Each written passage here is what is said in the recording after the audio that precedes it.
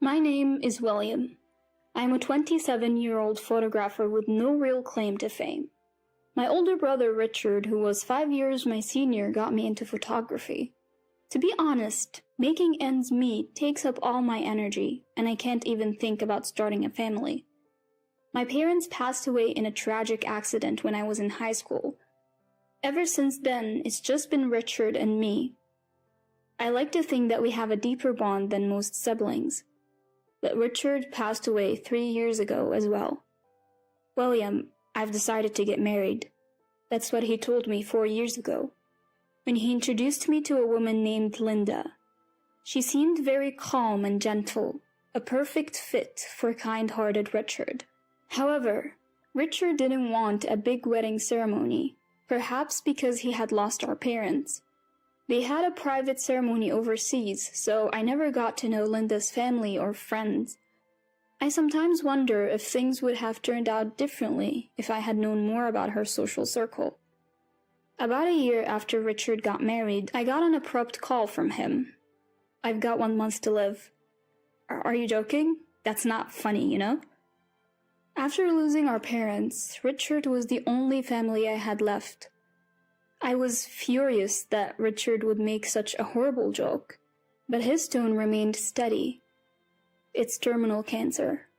It's spread everywhere, and there's nothing that can be done." No way. My hands started shaking so badly I almost dropped my phone. Holding back tears, I struggled to continue the conversation. "I wanted to keep my promise to you."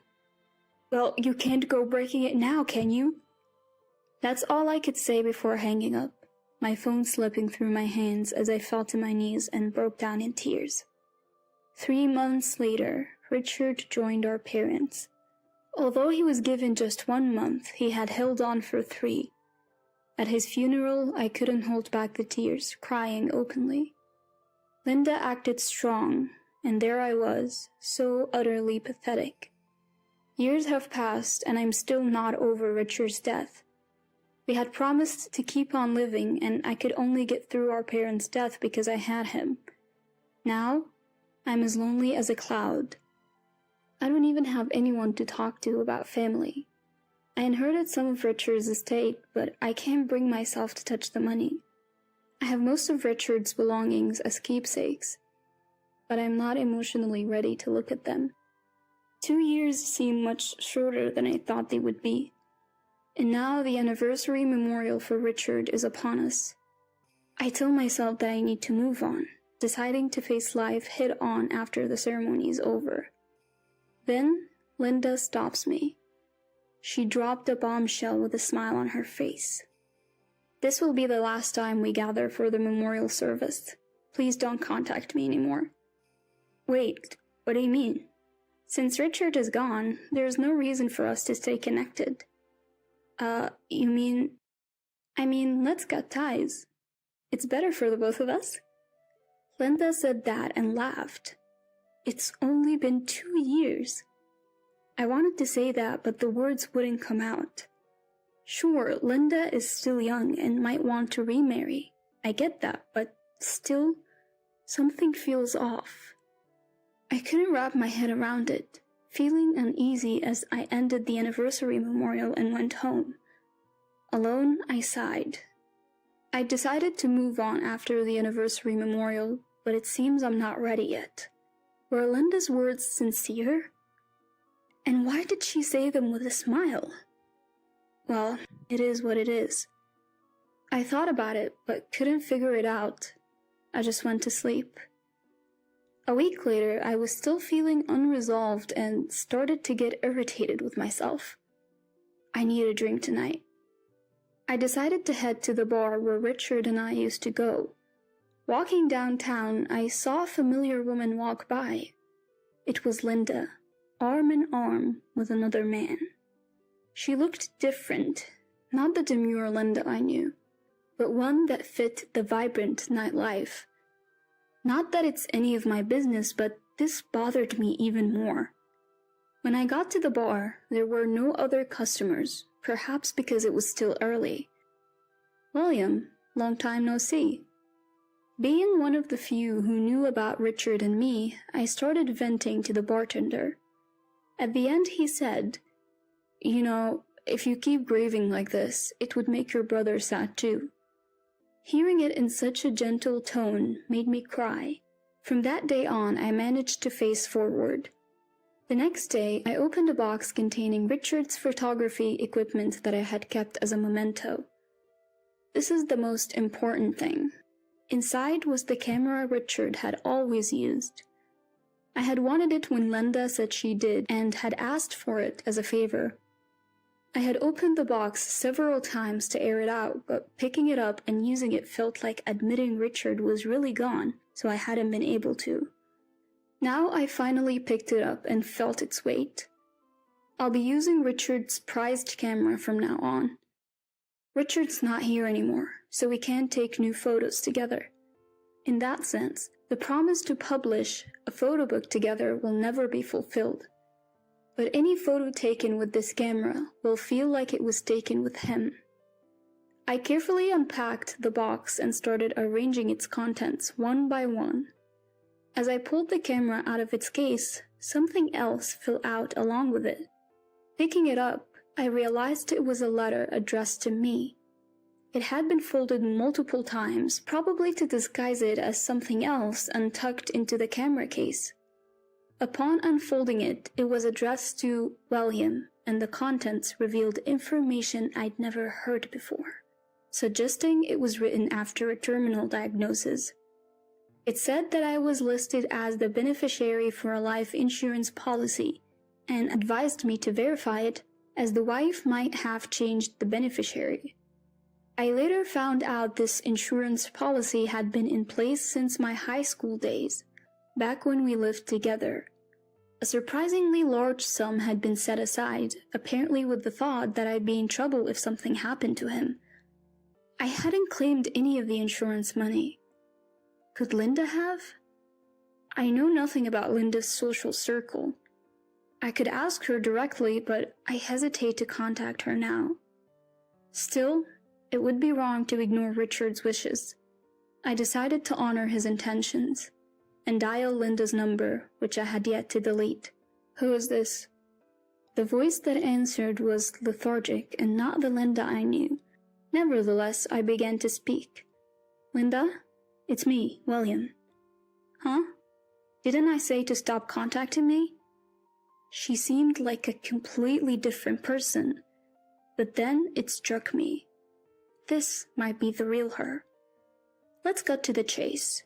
You committed insurance fraud, didn't you?" "What are you talking about?" "You claimed Richard's life insurance, right?" "Life insurance? Of course, I'm his wife. Why shouldn't I?"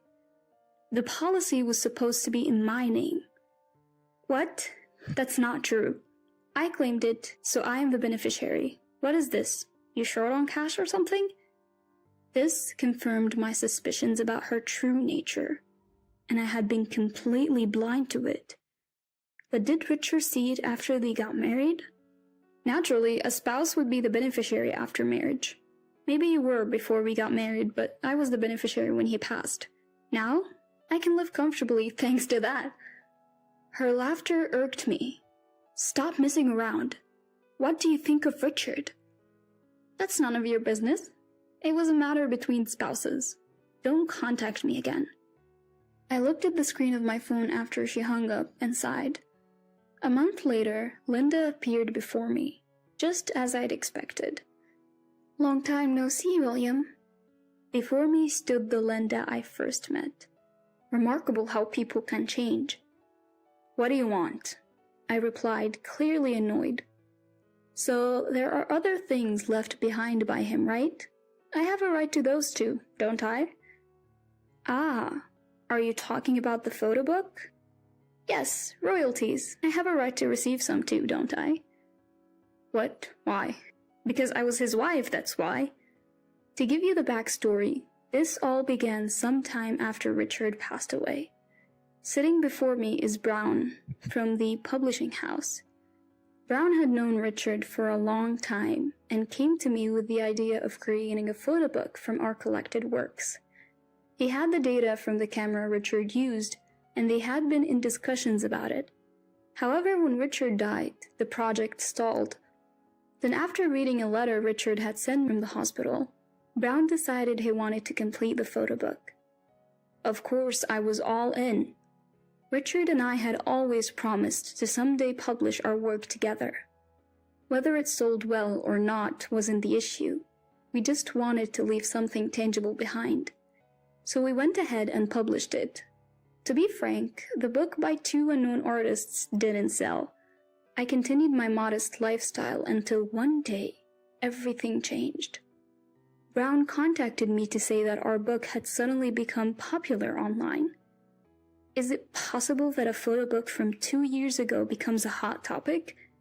I had my doubts about this, but when I looked it up on the internet, I found that the photo book was indeed a hot topic. A well-known influencer had praised it on social media and the posts had gone viral. The book's newfound fame also secured the publication of another photo book, elevating me to a full-fledged photographer. And that's when Linda, eyeing the royalties, showed up at my door. This is where my counterattack begins. That book was something Richard and I wanted to publish.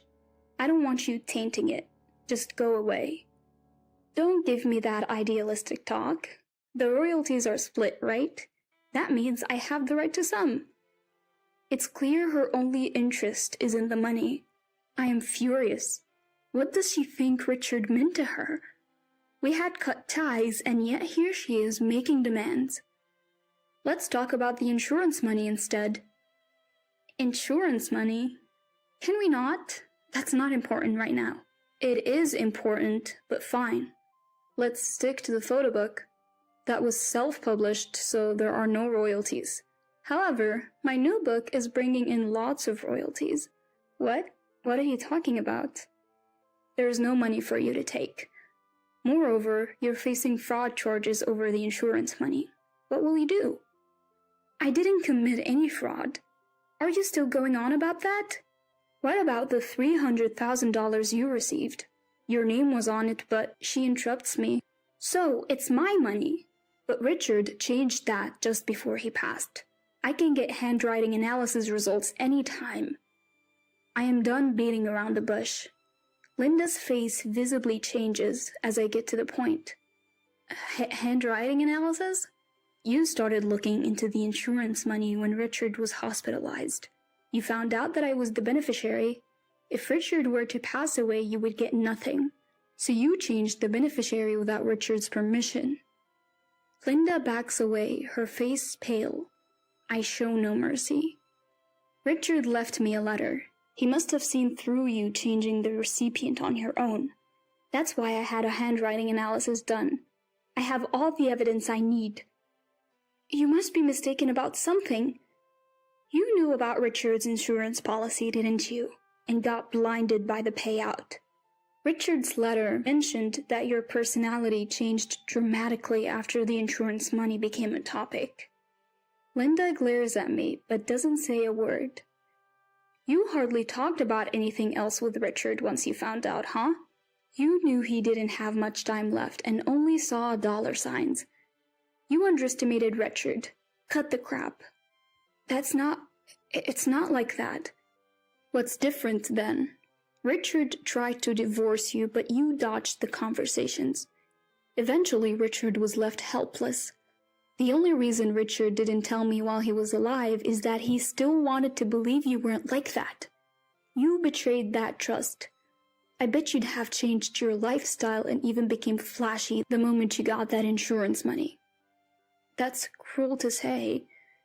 Linda tries to retort, but she's lost her spirit. So, can I sue you? Insurance fraud is serious business. But I won't, if you pay it all back. Pay it all back? I've already spent nearly $100,000. What am I supposed to do? It seems Linda has admitted to her guilt. But where did she spend such a large sum in such a short time? So you finally admit it. What's your next move? I witnessed the color draining from Linda's face for the first time as she collapses on the spot. I get it. I'll find a way to pay it all back. Later, I received the full $300,000. Linda sold all the luxury items she had bought with the insurance money. Apparently, she mainly squandered it on some guy and couldn't prepare much. She ended up going to her parents for help. Her father called to apologize, saying they'd cover the rest. Linda now works from dawn to dusk under her parents' watchful eyes to repay them. As for me, I've secured a book deal and royalties are coming in. I'm thriving as a photographer. All thanks to Richard. My name is Rachel. I married my husband John 3 years ago, and we've been living happily ever since. Both of us work hard, so we live comfortably, spending our days off on trips and having fun together. And now, there's a new life growing inside me. My belly isn't noticeable yet, but the baby is almost at 13 weeks. I was hoping to announce the news to everyone once I got to my second trimester. My life was complete with my beloved husband and our cute baby on the way. We're not particularly wealthy, but we manage a decent living, and I would say people may consider us to be couple goals. But there's one thing that bothers me. It's my husband's sister, my sister-in-law. I just can't get along with her. My in-laws are really nice people and have treated me like a real daughter since we first met. But my sister-in-law didn't like that and started making snide remarks about me. Even at our wedding, she complained about the food and embarrassed the staff and kept asking me, "How much did you spend on this? It's John's money, isn't it? You could have at least kept it a couple of notches down." Saying that, she only made sarcastic remarks to me. She clearly doesn't like me and behaves like that every time we meet. Because I don't meet my sister-in-law that often, and it's just a matter of putting up with her once in a while. I kept telling myself that it's okay. However, she started to stay at our house very often. She got married before us and has a daughter who just turned 4. She and her husband always liked to travel, and now that their daughter is a bit older, they've started to travel a lot in the past 2 years, and they always stay at our house the night before their trips. It's true that our apartment is just 20 minutes by car from the airport. Even though they could just head straight to the airport instead of coming to our place, they always spend the night at our house before departing for their trip the next day. At first, I didn't mind, but it's starting to become a regular occurrence, and I really don't like it. My sister-in-law's family always shows up unannounced, ringing up our intercom. "Hey Rachel, we're here!" It happened again while I was having dinner with my husband. In a hurry, I asked John, "Did you know they were coming today?" He shook his head in response. "Hey Rachel, open up!" That loud yell from the other side of the front door left me with no choice but to open it. "Oh, we haven't had dinner yet. Can you fix something?" With that, she sat down at the seat where I had been sitting just a moment ago. Beside her, my sister-in-law's husband and their daughter took their seats. There's no, "Excuse us for intruding," no, "Sorry for the sudden visit," not even, "Can we have something to eat?" Nothing at all. They just come over as if it's their own place, hang around, and treat me like their housekeeper. I really hated that. Despite my feelings, I cooked and entertained my sister-in-law's family, only to be told, "Rachel, isn't the food a bit bland today? Could you pass me the salt?" And with that, she made another request without even trying to get it herself. I've asked John a few times to help me out, but he just says, "I'm tired from work," and just drinks beer with my sister-in-law's husband. Normally, I have no complaints about my husband, but I hate it when he does this. My sister-in-law's family eats dinner with us, drinks, and makes a huge mess without even offering to clean up.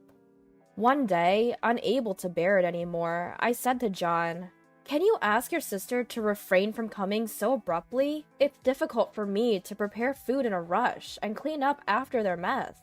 But John just said, "But it's not like they're here every day. They only come over sometimes, before a trip, right?" don't be so mean. And so he dismissed me. Even after that, I pleaded him several times, but he never listened. During those days of feeling helpless, I found out I was pregnant. John was very happy about my pregnancy and even accompanied me to the hospital. He helped carry the groceries. We read parenting books together.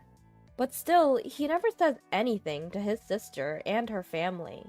Just the other day, knowing very well that I've been unable to carry on with my regular day due to morning sickness, my sister and her family are coming over today, he casually told me. Wait, what? I can barely function right now. I can't cook a full meal. And honestly, it's much better for me to just lie down. When I said that, he responded with a smile. You don't have to force yourself. We have beer. Just prepare some snacks. My husband, grinning as he said this. I can't just lay down while his sister and her family are here. Why can't he understand that? Even if it's just snacks, we don't usually keep ready-to-eat meals at home, so I have no choice but to prepare something, however simple it may be. He should be able to figure that out if he gave it some thought. After that, I tried several times to negotiate with my husband to decline their visit, but all he said was, my sister's already on their way here. It's too late now. He would just say that. I had no choice but to prepare some snacks while not feeling well and went to bed early. But in the end, I was woken up by my sister-in-law's loud voices and couldn't sleep at all. And I have to go to work tomorrow. I thought about this, but in this situation, I couldn't even tell my husband to be quiet, so I endured it somehow. The next day, it seemed like my sister-in-law's family was leaving early for their trip, so they started preparing around 4 a.m. Their loud voices and bustling activity woke me up involuntarily. Then they came into my room uninvited and said, Sorry, Rachel, could you give us a ride to the station? They even went so far as to ask that. But I'm still in my pajamas, and I haven't even put on my makeup. I have work today. You can prepare when you come back. We came by train and we'll be late if we wait for the bus. Please, hurry up. Being talked to like that, I got really mad. I went to wake up my husband and said, John, can you please drive your sister? But all he did was moan and refuse to get up. No matter how much I shook him or called his name, he stubbornly refused to wake up. Seeing this, my sister-in-law, unable to bear it, said, Rachel, hurry up! We're going to miss our flight! And she started yelling at me. I had no choice but to drive my sister-in-law to the airport, and when I got home, my husband had already left for work. There were dishes from what seemed to be his own breakfast left in the sink, and I thought he didn't prepare anything for me, and I felt sad. 2 months later, when my belly started having a noticeable bump, I had some leftover paid time off, so I decided to cut work off in the morning and go home. That's when I noticed a voicemail message on our home phone. When I played it back, it was a message from my sister-in-law saying, Hey Rachel, it's me. I'll be coming over again this evening. Thanks. Hearing that, I thought, if I stay, I'll just be used as a maid again. And I hurriedly packed my things. I decided to tell my husband that I had something to do and was going back to my parents' house. With that thought, I was about to leave with just the bare essentials when an idea came to me. I left the bags I had prepared at the entrance and checked the contents of the pantry. Just yesterday, I used up all the groceries, so there's almost nothing left in the fridge. There was only one frozen pasta left in the freezer, but I gathered all the instant ramen and a few ready-to-eat meals I had kept for emergencies, took them all, and went back to my parents' house. A few hours after arriving at my parents' house, I got a call from my husband. Rachel, my sisters are coming today, you know. Where are you? They said they left a voice message. A voice message? I don't think there was any. Plus, I got called back to my parents' house because I have things to do. I'm staying overnight and I'll be back tomorrow. Upon hearing this, my husband's mood turned sour. So, what am I supposed to do about dinner? My sisters are coming and there's nothing in the fridge. He started to panic, but it was none of my business. Why don't you discuss it with your sisters? Oh, my dad's calling me. Gotta go. Hey, wait. Rachel! Ignoring my husband, I hung up the phone and set it to silent mode. Actually, there was no truth to being called back home. But if I had stayed at our house, I would have had to put up with the same unpleasant experiences, as always. I couldn't bear to stay at home thinking that, so I had to leave. That day, I ate the meal my mother had cooked for the first time in a long time, got a good night's sleep, and the next day I went shopping with my parents for children's clothes. When I remembered to check my phone, there were multiple calls and messages from my husband. Among them were messages blaming me for the hard time he had. I was incredibly upset and angry. Then I sent an email to my husband. I'll be bringing my parents back with me tonight. I think we'll get there in the evening. Could you please clean up the room? Oh, and Dad said he wants to have a drink with you, so please prepare some snacks. Then I put my phone away and enjoyed the precious time with my parents. Around 7 p.m., I arrived home with my parents. My husband looked noticeably thinner, even though I hadn't seen him in just one day. The house was not completely cleaned up, and there was garbage scattered in places. Good to see you, Mom and Dad. I'm sorry, my sisters came yesterday, and the room is a mess, he said apologetically to my parents. Don't worry, you didn't expect us to come. My parents calmed him down, saying this. I made some quick snacks with my mom and served them to my husband and Dad. So, your sisters came yesterday. Must have been tough, huh? My dad asked my husband. Then John opened his mouth and began talking about how hard he had had it. When my sister-in-laws realized there was nothing at home, they got in a bad mood and said, "Order us something already." Apparently, they had John order whatever they wanted, like pizza and sushi. On top of that, they made John go to the convenience store alone to buy drinks, alcohol, and snacks. When the delivery arrived, they demanded money from John. He told me he spent about $180 just yesterday.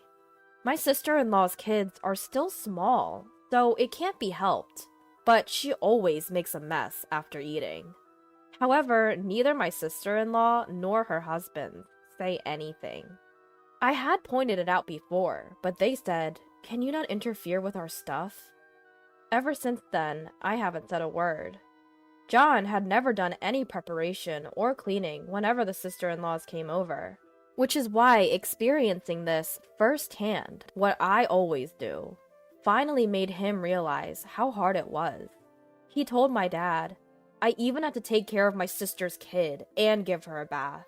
I also had to prepare their beds. I was really exhausted. When John was talking to my dad like that, he seemed really small. My dad just listened to John's story silently. When John finished talking, he asked, "It sounds tough. I heard from Rachel as well that your sisters visit quite often.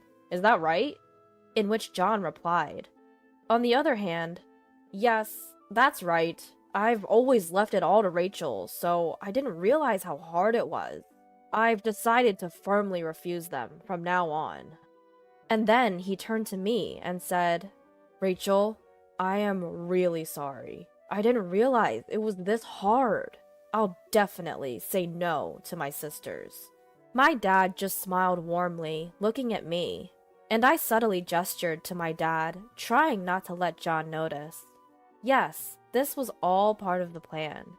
I had talked to my parents about my sister-in-laws when I went back home.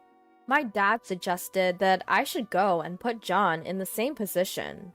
As a result, John understood how hard I've been having it and had him promise to firmly say no to his sister's visit. Everything was going as I had planned, though I secretly pumped my fist in joy. The next day, John contacted my sister-in-law and said, "Sis, I'm sorry, but please stop coming over to our place. It's too much for us to have you over, and we've had a hard time." He said that and refused to have her family over in the future. My sister-in-law and her husband were angry and kept coming over, but John never opened the door. Furthermore, John said, "I'm sure my sisters won't give up and will keep coming." He suggested moving. With our baby on the way, we decided to move to a larger apartment. Of course, we're keeping this a secret from my sister-in-law and her husband. We spoke to John's parents about the situation and asked them not to disclose our new address to my sister-in-law's family. Since then, they have stopped coming over. In fact, our interaction with my sister-in-law's family has significantly decreased. We're relieved that we no longer have to deal with them. A few months later, we were blessed with a daughter, and now we're living happily. During major holidays like Christmas and Thanksgiving, we do visit John's parents, which means we meet my sister-in-law's family, but we never reveal our address, no matter how much they ask. They've thrown fits and demanded our address multiple times, but John's parents scolded my sister-in-law for this behavior, so she stopped asking. I guess this is the right distance to keep. We've settled into this arrangement and have moved on with our lives. John has become more proactive in doing household chores and childcare ever since that incident. Even though he's working, he is supportive and involved in our daughter's upbringing. That incident must have had a real impact on him. In a way, I feel a bit grateful to sister-in-law's family for sparking this change in John, but I'm keeping that thought to myself. For now, I plan to have John help out a lot more with housework and childcare. It was the day of a family dinner centered around my 3-month-old son, Alexander. While everyone was enjoying their meal, my 8-year-old niece, Emma, was the only one not eating. Instead, she was intently watching Alexander. Alexander was also staring back at Emma, moving his arms and legs. Seems like Alexander has something to say. Then Emma began to speak, and what she said was astonishing. My husband Michael's face turned pale and his lips trembling. Michael had been called out on a secret he thought only he knew. Seeing this, I decided to expose Michael's truth right then and there. I'm Jessica, a 25-year-old housewife. I married Michael, who is 3 years older and works in an office 2 years ago. Despite the challenges of new motherhood, we were living a happy life as a family of 3. My sister Sophia and her husband live nearby. Ever since I was pregnant, Sophia has been a great help, often coming over to assist with chores and keep me company. One day, Sophia told me something unbelievable. Her 8-year-old daughter, Emma, my niece, apparently has a mysterious power. Sophia recounted an incident. When she and Emma were driving, Emma suddenly said, "We should take another route. There will be an accident if we go this way." Sophia didn't understand why Emma would say such a thing, especially when the road ahead looked clear. But Emma looked so serious that Sophia decided to change routes. The next day, we learned from the news that a major accident had occurred on the road they were initially going to take. Sophia was horrified to think what might have happened if she had ignored Emma's warning. There were other instances too, like when Emma predicted a burglary in the neighbor's house, which actually happened. However, Sophia had warned the neighbors in advance, so they were able to evacuate with their valuables, avoiding any loss. I am not a fan of the occult, so I just found Sophia's stories creepy, and I didn't really believe Emma had any special powers.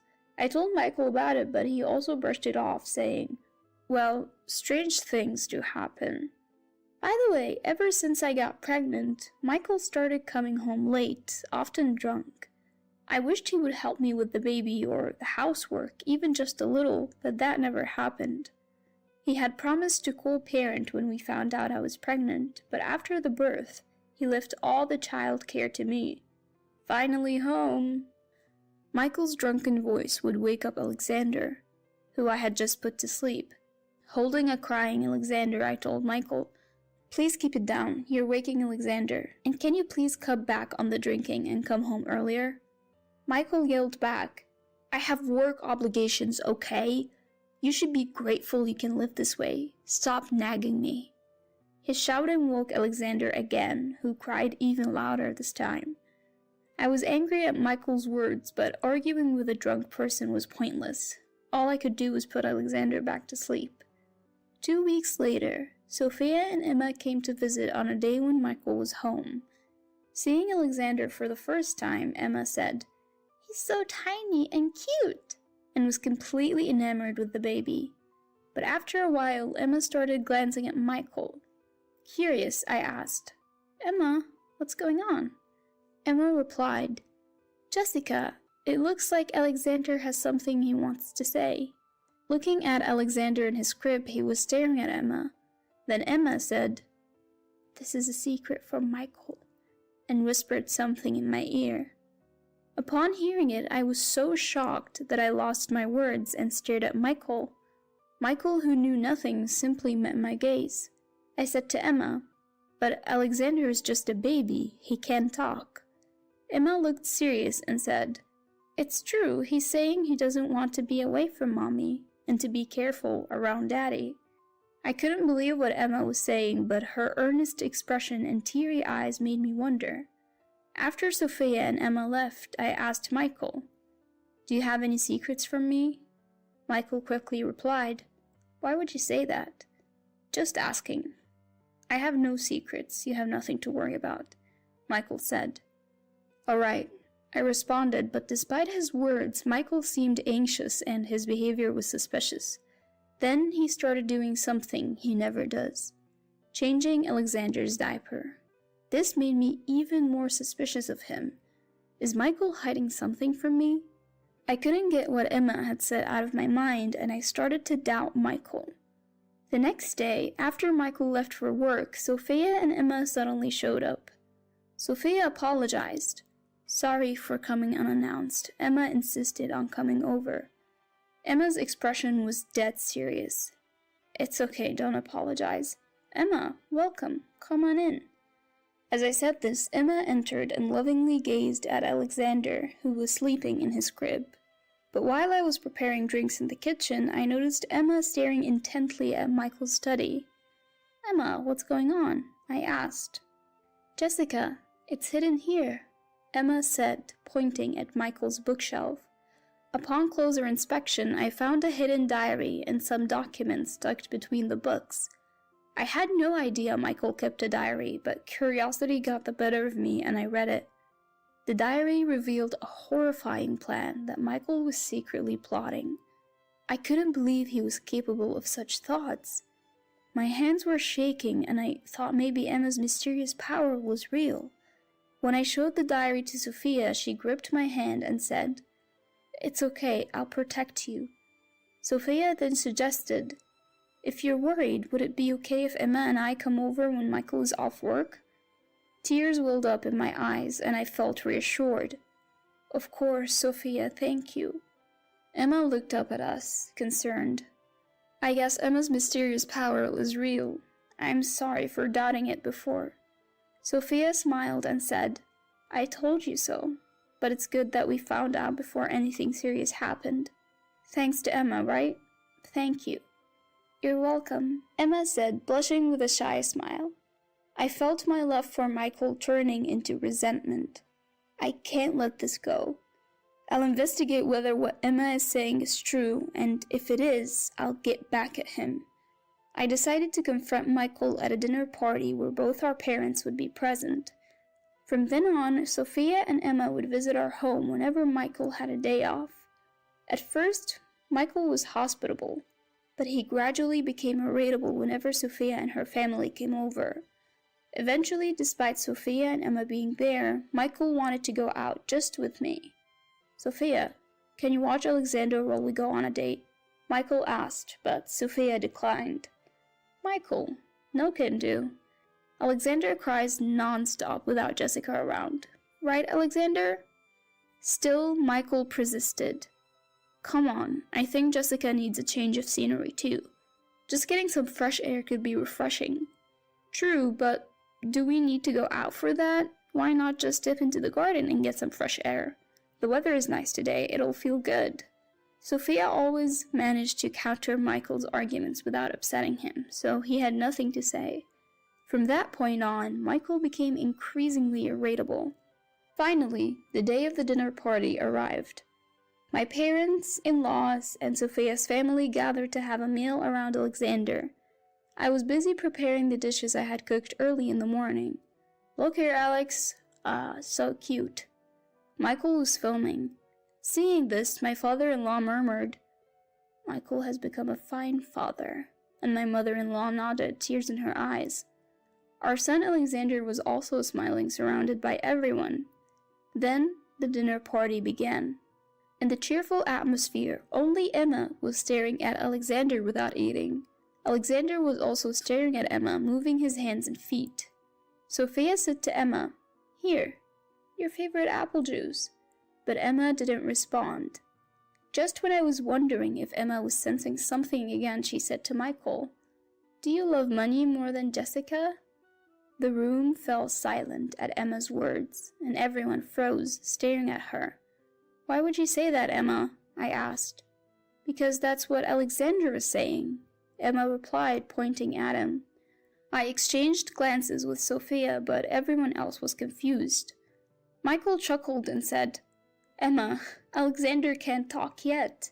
You shouldn't lie like that," lightly touching her head. Emma forcibly shook off his hand. "It's not a lie. The baby says Daddy is trying to push Mommy from a high place to get money." "You mean me? I would never do such a thing." "Alexander loves Mommy, so he's saying to stop being Daddy." While everyone was shocked, only Michael turned pale and his lips began to tremble. "Stop messing around. Don't say such ridiculous things." Suddenly, Michael slammed the table and yelled.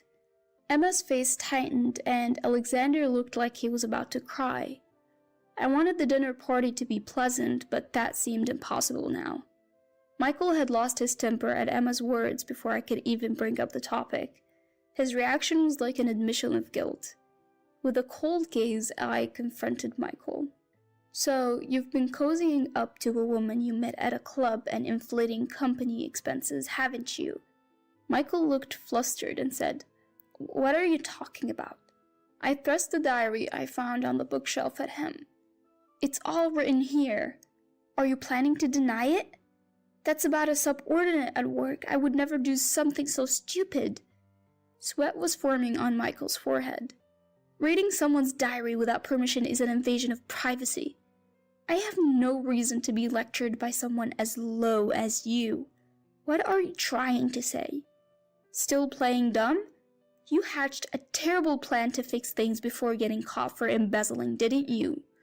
I opened the diary to the page detailing the criminal plan and shoved it in his face, but Michael looked away.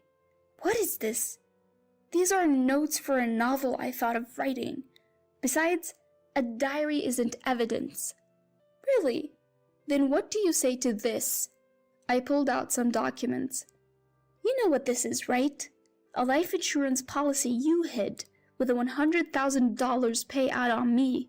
What were you planning?"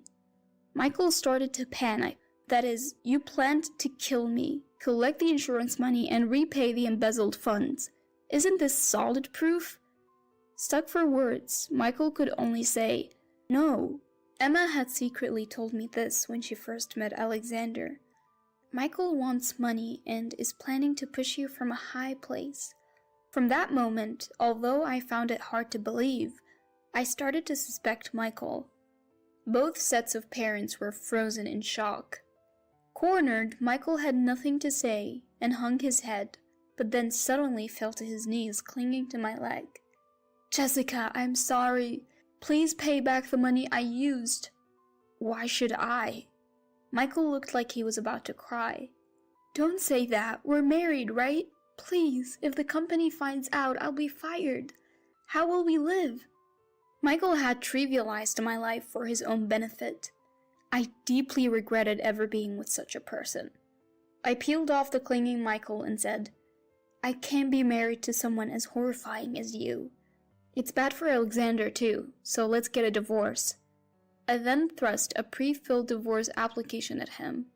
I also demanded a $20,000 settlement and $500 a month in child support. "No way! Alexander is still young. Paying that much money forever is a joke." "Stop arguing and sign the divorce papers already."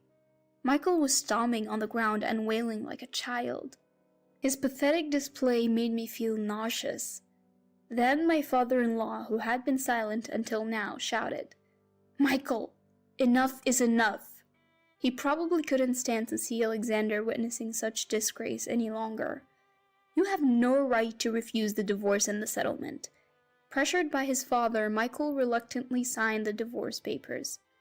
After that, my in-laws apologized to us profusely and took Michael away, almost dragging him. The next day, I submitted the divorce papers to the court. I also contacted Michael's company to report his suspected misuse of company funds. Soon after, his misdeeds came to light, and he was apparently fired. To pay the settlement, child support, and restitution to the company, Michael had to sell his house. Now he's working as a living construction worker from morning till night. I considered reporting this to the police, but in the end, there was no evidence other than what Michael had written in his diary. So I decided to be grateful that, thanks to Emma and Alexander, the incident was prevented. Now I'm back at my parents' home, living a peaceful life with Alexander. Sophia and Emma come to visit Alexander almost every day. Alexander says he's happy to be with Mommy all the time. Emma told me this, and it put my mind at ease. I wonder if there is a way of communicating that only Emma and Alexander understand. And is it something that adults can't grasp? While pondering these thoughts, I look at Alexander's joyful smile and vow to continue pouring my love into him and protecting him with my own hands. I'm Sally, and my husband Tommy and I used to work at the same place. Tommy, who is 2 years older than me, was my senior at work. We became close when we ended up on the same project team a few years later and started dating soon after. 2 years into our relationship, we got married. After our daughter was born, I decided to quit my job.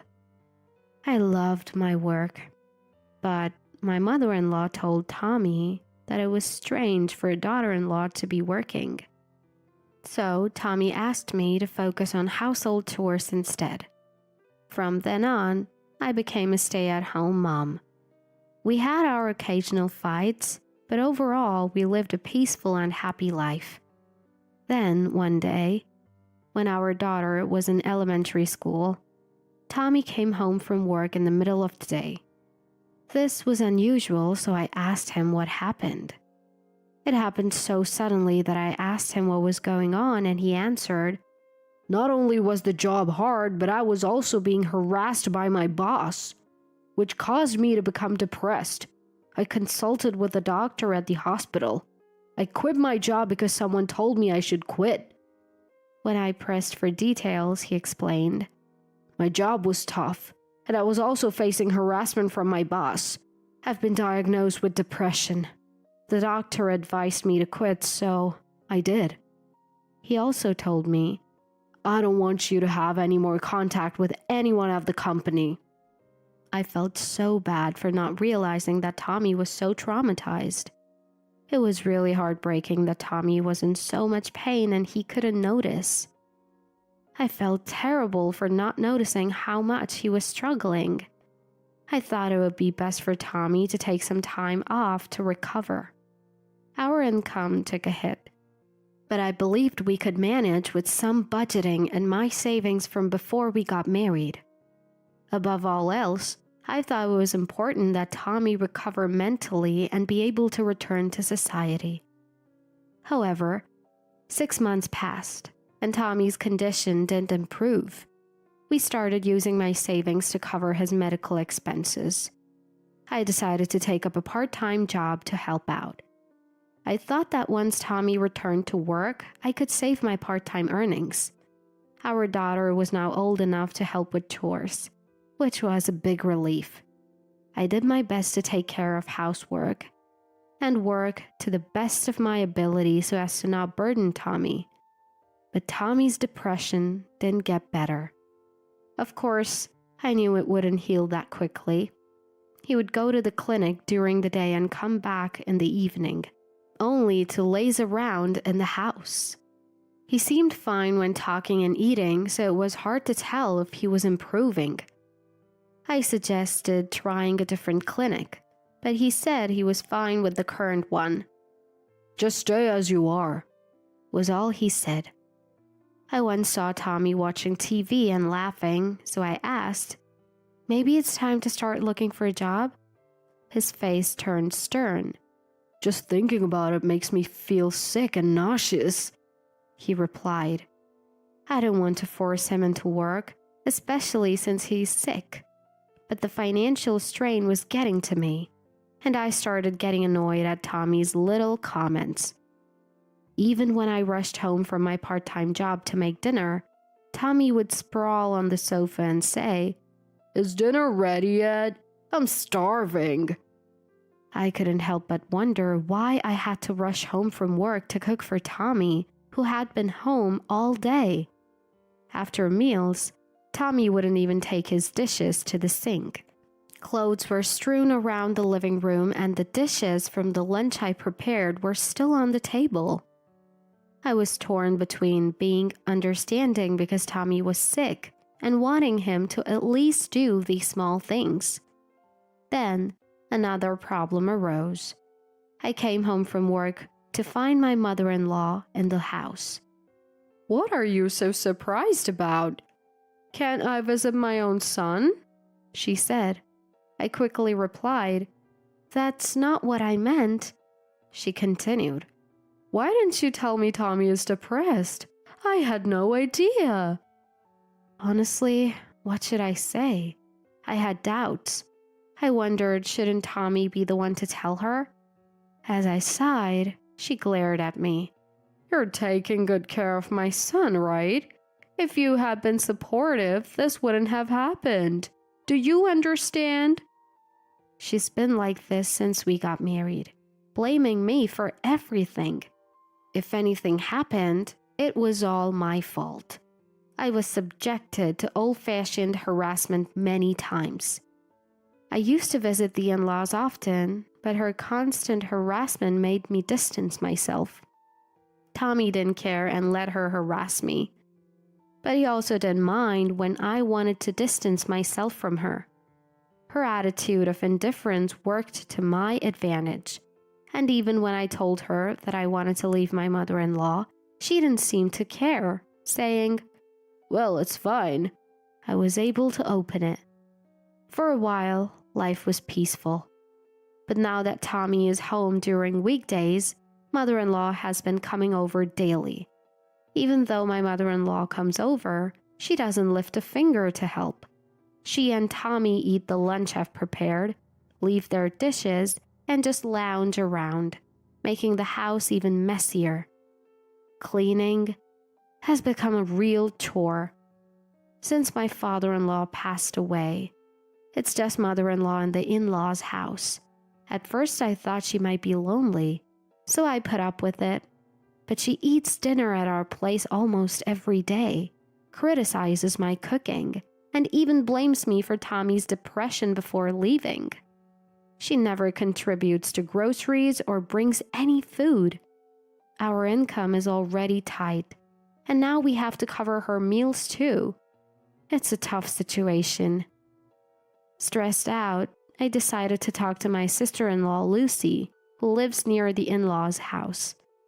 Lucy is the only reasonable one among them and has always stood up for me when mother-in-law was giving me a hard time. She's smart and articulate, so she can easily counter any of mother-in-law's excuses. Mother-in-law doesn't seem to like Lucy much. I told Lucy about the daily visits from mother-in-law, and the next day, she came over after work and scolded mother-in-law for lazing around. Mother-in-law was shocked by Lucy's unexpected arrival and was at a loss for words. Then, the next day after work, she came to my house with me and scolded mother-in-law for being lazy at home. Mother-in-law was surprised by the sudden appearance of Lucy, who didn't know she was here and was quite anxious. I made various excuses, but as usual, she was yelled at, and my mother-in-law's face turned red and couldn't say anything. Lucy warned her. "Next time you come, Sally will let me know, okay?" After that, mother-in-law never visited again. One problem solved, at least. Meanwhile, Tommy was indifferent and unhelpful. Even after mother-in-law stopped coming, he became increasingly lazy. With my dwindling savings and income, it was hard to cover living expenses and rent for 3 people. I was really struggling. I don't want to force Tommy to work, understanding his illness, but something had to change. I have to somehow get Tommy to work. I suggested changing his psychiatrist, but he wasn't interested. "Anywhere I'll go, it'll be the same," he said. I prepared some candidate hospitals and gave them a pamphlet, but they said, "You can stay with your current hospital." I offered to go with him, but he still wasn't interested.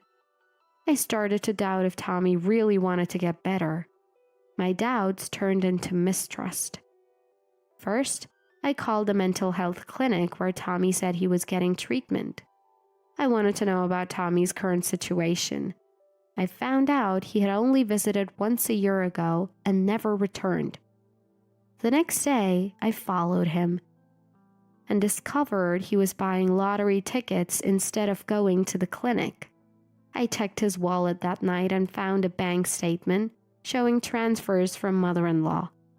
It turns out that Tommy's lottery ticket money is given to him by mother-in-law. My mistrust in Tommy grew. I contacted a former colleague to find out why Tommy had quit his job. I had to do it secretly because Tommy had told me not to contact them. What the colleague told me was completely different from Tommy's story. It all started with a big mistake Tommy made at work, which he tried to cover up. However, when Tommy's boss found out, Tommy got scolded and lost his temper. He ended up arguing with his boss and stormed out, resignation letter in hand. Days later, Tommy kept calling the company claiming, "This is workplace harassment. You've damaged my mental health. Pay me compensation." The company was quite bothered by this. Of course, the company rejected all of Tommy's demands. Even then, Tommy persisted. When the company's legal advisor reached out to him, Tommy said, "The company made me sick. I'll get a medical certificate," and hung up. After that, he suddenly stopped contacting them. I had a hunch about what happened. Most likely, Tommy went to a psychiatrist after saying he'd get a medical certificate, but couldn't get diagnosed with depression, so he couldn't get the certificate. That's probably why he stopped contacting the company. Eventually, he got tired of working. He took advantage of my kindness, lied about going to the hospital, and lived a lazy life. I was beyond angry. I was disgusted. I didn't want to be with Tommy anymore. I planned to get divorce papers the next day after work. But then, I got a call from Lucy. Turns out, Lucy's husband got transferred and they were moving to another state. I've been really grateful to Lucy, so I decided to postpone the divorce until things settled down. 2 months later, Lucy moved. I quietly told her I was considering divorce, and she said, "I'm sorry about my foolish brother and mother. Our family ties may end, but let's remain friends." Around the time Lucy's move was complete, Tommy said, "Mom's coming to live with us next month." I asked, "What do you mean, coming to visit?" Tommy said, "No, she's moving in. She'll live with us." Apparently, with Lucy moving, his mom felt lonely. Their old house was getting run down, so she wanted to live with us, and Tommy agreed. Both Tommy and his mom were so selfish, but I just said, "Oh, okay." Inside, I'd reached my limit. I was already planning to divorce him, so I decided to act quickly. Just divorcing him wouldn't be enough, considering what he had done. The next day, while Tommy was at his usual lottery ticket spot, I called the movers. I signed a contract on the spot and smoothly prepared to leave in secret. I quickly found a new apartment. "If Mom's coming, we need to tidy up," I said as I hurriedly packed and sent my belongings to my new home. The situation with my mother-in-law moving in was so unexpected that it actually worked in my favor. Nobody suspected what I was planning. 2 days before mother-in-law was supposed to arrive, while Tommy was at the lottery ticket stand, I left the divorce papers at home and left with our daughter. Around the time Tommy would be back, he called me in a panic. When I answered, he blurted out, "What's going on? Why did you leave so suddenly?" I replied, "Didn't you see the divorce papers? That's what's going on." Tommy said, "Why all of a sudden?" Keeping my cool, I said, "Did you really think I didn't know? I know everything." Tommy sounded puzzled. "What?" So I continued, "I know why you quit your job. You weren't harassed. You're the one at fault. You've been going to the lottery stand every day instead of a psychiatrist. You didn't get diagnosed with depression, did you? I also know mother-in-law has been sending you money for lottery tickets." You could hear the panic in Tommy's voice. I told him, "You've been deceiving me, and you want me to live with a mother-in-law who's been making my life miserable? You're insane. I don't want to be with a man like you anymore, so we're getting a divorce." Tommy kept refusing. "No, please reconsider." When I said, "If you don't agree, I'll hire a lawyer and demand compensation in divorce court," he quickly agreed. Tommy had no job and no income. He probably realized he'd be in a tight spot if I demanded compensation. Later, I went back to get the divorce papers and submitted them before Tommy could change his mind. Mother-in-law hadn't moved in yet, so I was able to divorce without seeing her. After that, I got a lot of calls from mother-in-law, but when I texted Tommy, "I'll consult a lawyer," the calls stopped. As for Tommy, he and mother-in-law ended up living in an apartment together. They couldn't pay the rent and had to sell the house. Mother-in-law had sold her own house, so they had nowhere to go. They ended up in a cramped old apartment. Tommy, who hadn't worked for over a year and spent all his time on lottery tickets, had no income. Mother-in-law had squandered most of her late husband's inheritance on Tommy's lottery habit, so they were forced to live on her meager pension. As for me, I started a new life with my daughter in a rented apartment. I considered moving back to my parents' house, but that would mean my daughter would have to change schools, so we moved within the same school district. At first, I was uneasy about running into Tommy or mother-in-law, but they moved away quickly, so life became worry-free. Our living expenses dropped, and I was earning more at my part-time job. I could even buy things my daughter wanted. Even at my part-time job, my hard work was appreciated, and my salary was better. So I can buy things that my daughter wants. Money isn't everything, but I feel more relaxed now. My daughter and I are living a very happy life. We've been invited to visit Lucy and her husband at their new location, so we're planning a trip. Having received money from Jennifer, I pick up the steaks at the front door. However, there are only 3 wrapped steaks. While wondering why is that, I go to the dining room and say, "Jennifer, it seems like the count is off. There are only 3 wrapped steaks." Jennifer says, "There's no mistake. Did you intend for Nancy to eat even though she's less than a daughter-in-law? She's just standing there wearing an apron and not doing anything. What a presumptuous girl." A small "ew" slips out from me, which gets drowned out by John's voice saying, "Wow, this looks delicious." The story goes back to when we were newlyweds. My husband John and I, Nancy, were living happily and harmoniously every day. There was only one issue. John always wants to go back to his family home in the neighborhood every weekend. Until he got married, John had been living with Jennifer at his parents' home. The father-in-law had already passed away by the time John and I got married. If John had moved out of his parents' house after getting married and Jennifer was living alone, I could understand why he would go check on her every weekend. But Jennifer is not living alone now. That's because sister-in-law Linda is living with her. Linda was married, but she got divorced because she and her husband did not get along. She returned to her parents' home almost as soon as her husband moved out after getting married. Therefore, Jennifer is living with Linda. There is nothing to worry about. Moreover, Jennifer is quite a well-known person in the neighborhood. She is a manners instructor at a university, and the neighbors call her teacher, respecting her greatly. Therefore, her pride is high.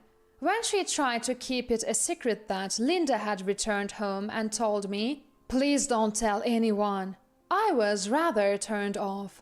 However, the neighbors don't know this side of Jennifer. The neighbors all think of Jennifer as a calm and gentle manners teacher. Since Jennifer is so well known, there is no way she could feel lonely if left alone. If something were to happen, surely Linda or the neighbors would notice. At first, I didn't understand why John would want to go to his parents' house every weekend. However, once I got used to married life and things settled down, I thought it wouldn't be right to keep avoiding my in-laws forever, so for the first time since getting married, I decided to go with him. "If you insist, let's go visit Jennifer," I said.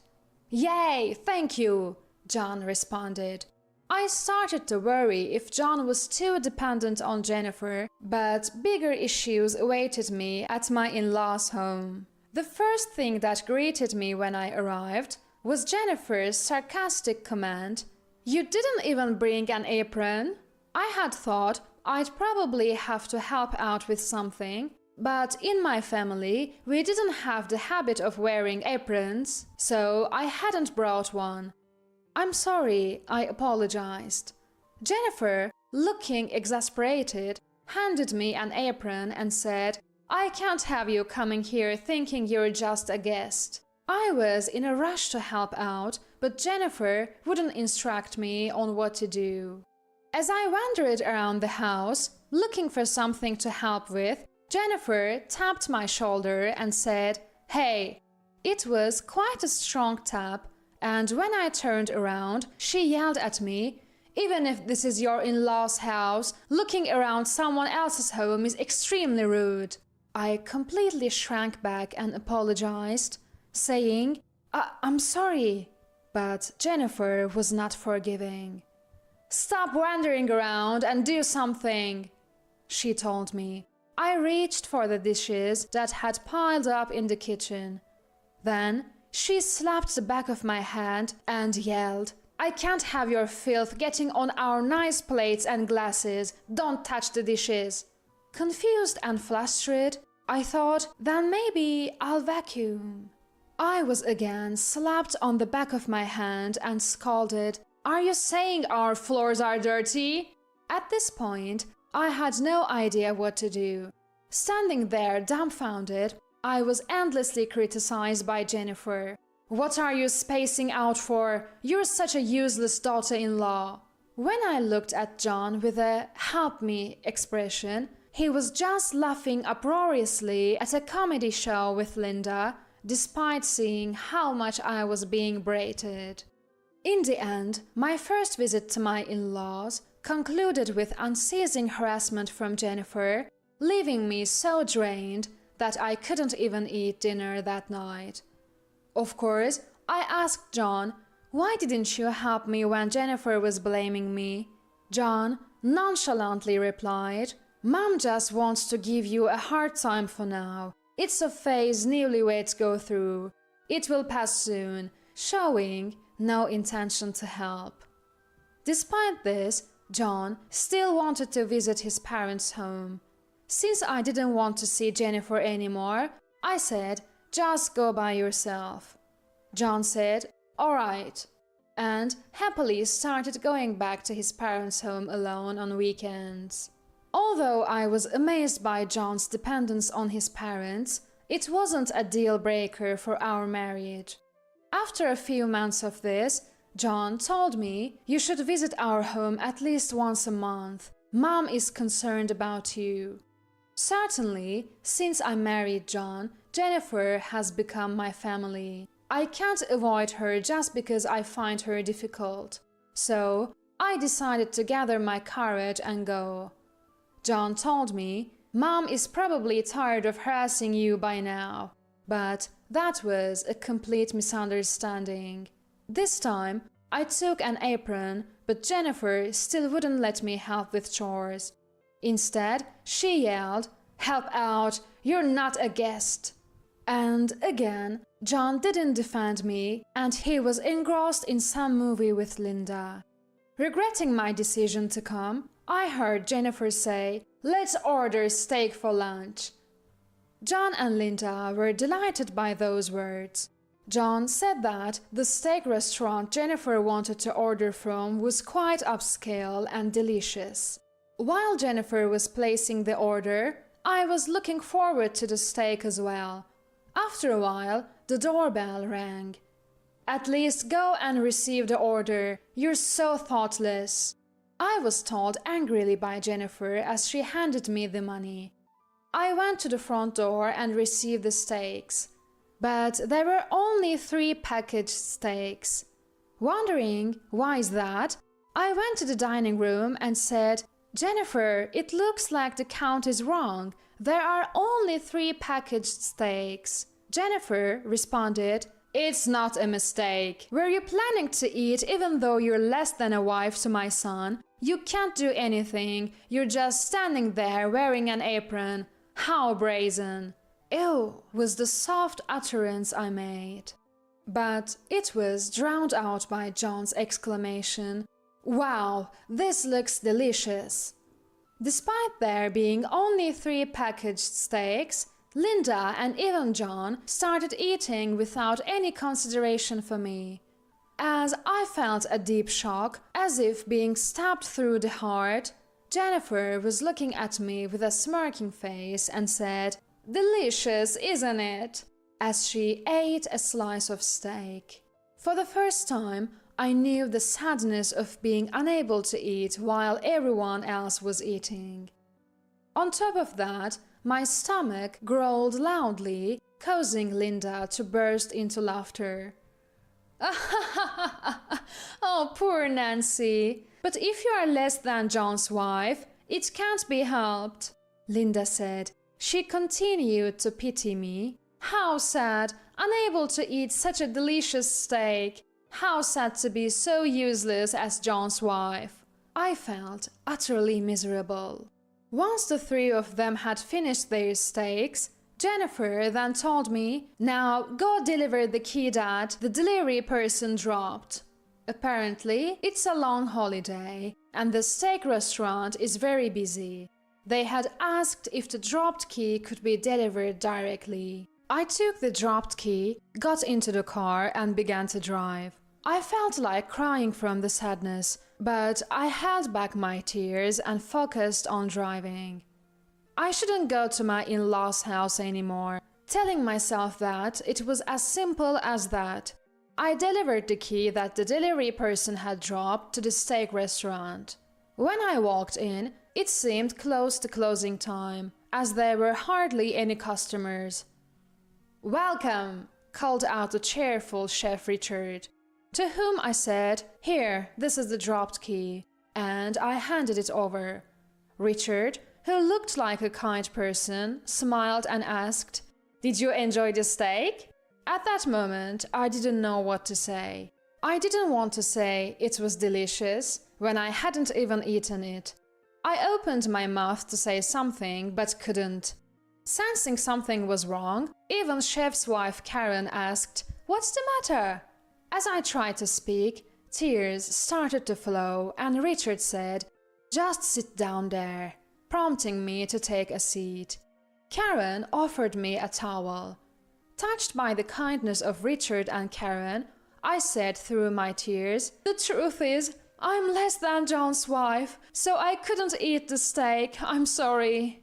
My desperate words seemed to surprise both Richard and Karen. Richard said, "You're Nancy, right? The wife of the teacher's son, John. I thought you, the teacher, and the John had eaten the steak." Upon hearing this, I first shared the news that Linda had moved back home. I also mentioned that Jennifer was embarrassed by Linda moving back and was trying to keep it a secret. "I'm sorry. I was actually told to keep this quiet. Please keep it a secret," I said, crying. Richard and Karen looked at each other and nodded. "It's okay, Nancy. Next time you go to your in-laws, order the steak again. Then I'll find a way to help you out." Richard had a stern look on his face, but he smiled gently and said, "Don't worry." For the first time, I felt like I had found an ally. Another week passed, and when the weekend arrived, John suggested, "Let's go to my parents' house." "Sure, Mommy's mean to you, but that's her way of showing affection," he said, trying to make sense of it. Given the promise I had with Richard, I decided to show up at my in-laws' house. There, Jennifer and Linda greeted me with smirks. Linda said, "Did you eat a big breakfast today? It would be embarrassing if your stomach growled again," and laughed. When I weakly replied, "I'm fine," Linda laughed at me as if mocking me. And Jennifer, again not allowing me to help with anything, kept scolding me. "Help out, do something!" My head started to hurt every time I visited my in-laws. Lost in thought, wondering if it was stress, Jennifer once again suggested, "Shall we order steak?" She must have gained confidence from the last incident. Glancing at me, she said, "Of course, for the three of us." And I returned a wry smile. Jennifer began to make a call to the steak restaurant, but her expression gradually darkened. She covered the phone and said, "The delivery person suddenly fell ill, so they can't deliver." However, John and Linda still wanted to eat steak, so it was decided to go to the restaurant. Wanting to hide Linda, Jennifer seemed troubled but eventually agreed to be seated in a private room on the second floor. Naturally, I was the one who had to drive. Linda was laid back, but Jennifer, pushing Linda's back, was adamant about not showing Linda to the neighbors, urging her, "Hurry, hurry!" Upon arriving at the steak restaurant, Jennifer told me, "Nancy, wait in the car," and left me there.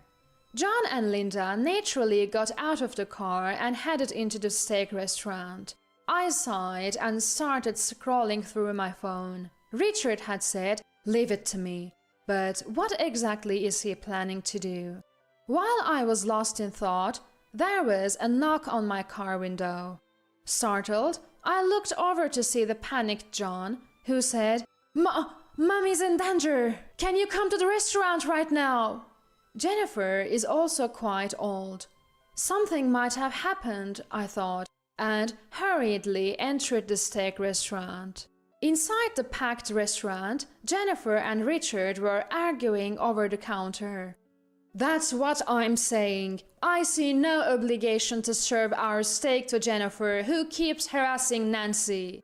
Richard, who was shouting, noticed me standing dumbfounded at the entrance of the restaurant and said, "Ah, Nancy, come on in." As I timidly approached the counter, Karen handed me a plate of steak. "Huh? Why does only Nancy get steak and not us, her family? This is ridiculous." "Mom is right. We went through the trouble of coming all the way to the restaurant." Jennifer and Linda created a racket. Richard, with his arms crossed, yelled back, "The fact that you came to the restaurant has nothing to do with it. You ate steak right in front of her, hurting Nancy's feelings. We have no steak for people with such character." As Richard spoke, some customers also started jeering. "That's right, how dare you say that after what you've done?" Jennifer and Linda left the restaurant with their faces red, leaving behind a bewildered John. I looked at the steak in front of me and asked Richard, "Is this okay?" "Of course," Richard replied. The steak I ate, after thanking him, was so delicious that it brought tears to my eyes. The encouragement from other customers as I ate my steak in tears was also heartwarming. Just as I was about to pay, I realized that I had left my bag in the car. It seemed that Jennifer and her group had taken the car and left. So I told Richard that I'd pay next time. Richard said, "Don't worry about the money," and even arranged a taxi for me to go home. I didn't know how to thank him enough, so I thanked Richard repeatedly. "If you ever need help, come anytime. I'll take care of Jennifer for you." His reassuring smile saved me. After that, I woke up, thanks to Richard's help. I lost all affection for John, who not only failed to help me when I was being harassed, but also left me at the steak restaurant. When I said I want a divorce and presented the divorce papers, John seemed genuinely clueless as to why this was happening. I blamed him for not helping me when Jennifer was harassing me, but John made excuses, saying, "Mom was just lonely because she thought she was losing me." I didn't want to hear such excuses anymore. After a heated argument, we decided to divorce. John moved out and returned to his beloved parents' home. From then on, taking Richard up on his offer of "come whenever you're in trouble," I started working at his steak restaurant. People said, "You're the one who was married to that teacher's son, right?" and told me what had happened to my former in-laws.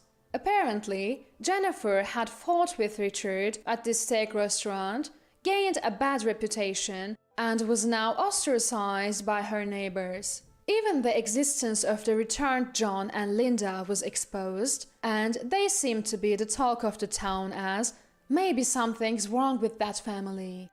For the prideful Jennifer, this must be tough. John and Linda, who were whispered about whenever they walked outside, seemed to have stopped going out much.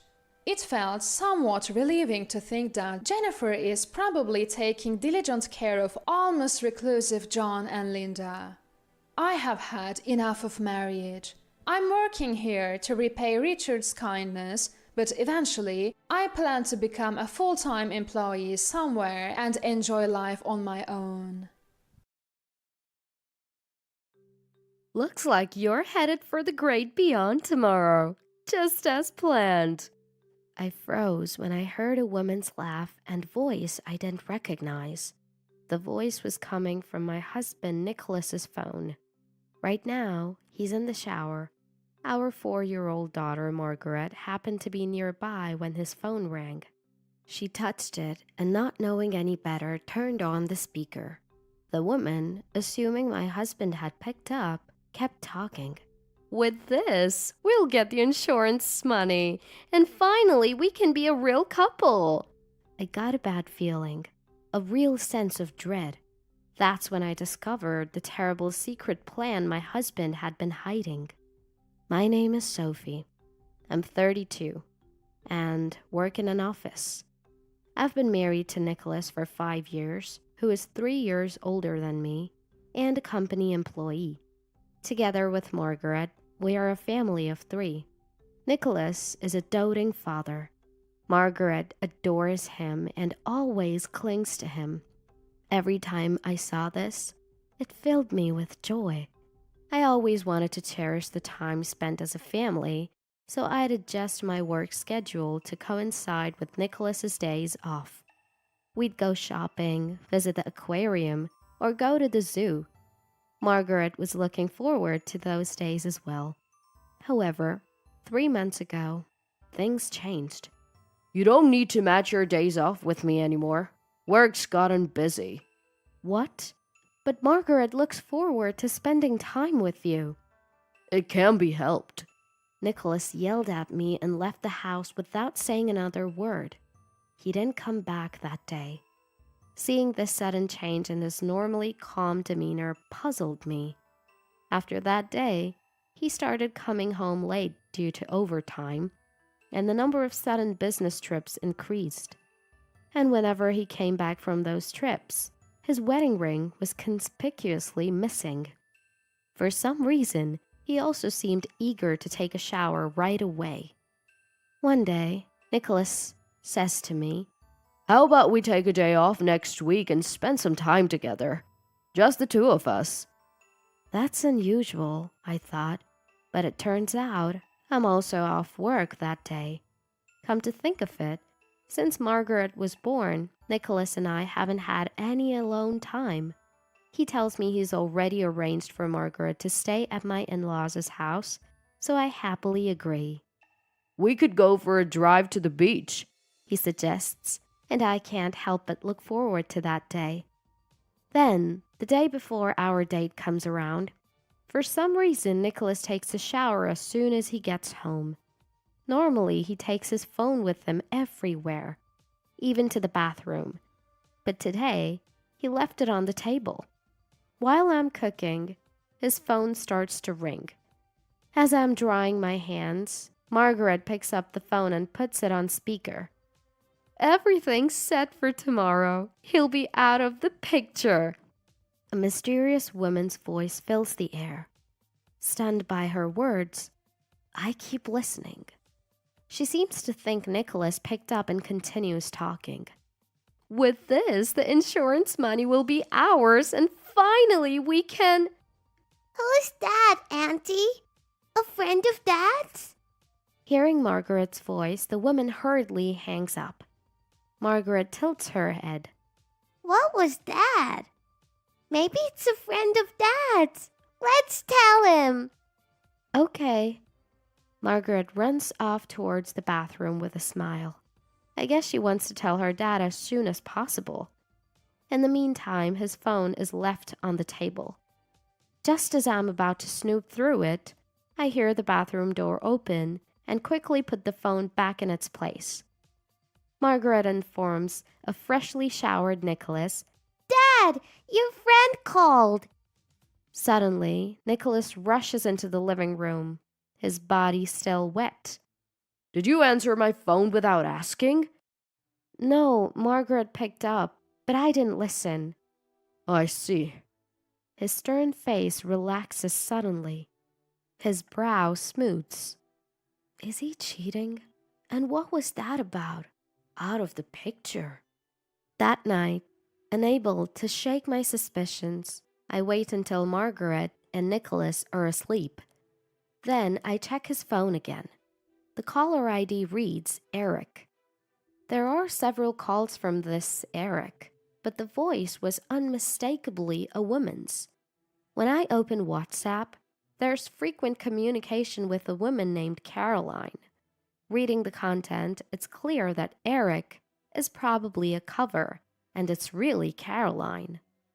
In the messages I found on his phone, there were details about the sinister plan the woman had just mentioned. I was so shocked, I caught my breath. Who is this woman? I can't believe it. Fuming, I clenched my trembling hands tightly. Further investigation of his phone gallery revealed multiple selfies of Caroline cozying up to Nicholas. The woman in these pictures, attached to Nicholas like glue, looked familiar. Is this woman? Could it be? When I checked my work computer, it turns out she was someone I knew. So that's how it is. After transferring all the evidence to my computer, I found some important documents in Nicholas's carry-on bag. If you're up for this, be prepared. I've got plenty to corner you both. I then made a call to someone. I didn't sleep a wink that night, and morning eventually came. As I prepared breakfast, Nicholas, unusually up early and in high spirits, said, Great weather for a drive, huh? Sure is. I replied with a fake smile, but he didn't seem to notice my mood. All right, let's get moving. After dropping Margaret off at my in-laws' house, Nicholas started driving. Today, Nicholas was unusually chatty, rambling on about trivial matters. As I played along, my phone rang about 30 minutes into the trip. It's a call from your mom. Margaret seems to have a fever. We need to go back. What? I mean, we asked Mom to watch her. She should handle it.